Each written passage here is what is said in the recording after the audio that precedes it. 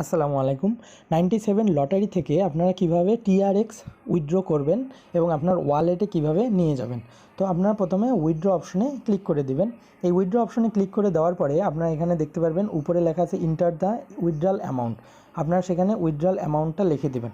আমি এখান থেকে 20টি টিআরএক্স উইথড্র করব, সেজন্য আমি 20 লিখে দিলাম এবং আমি এখানে আমার পাসওয়ার্ডটি দিয়ে দেব, ট্রানজ্যাকশন পাসওয়ার্ড।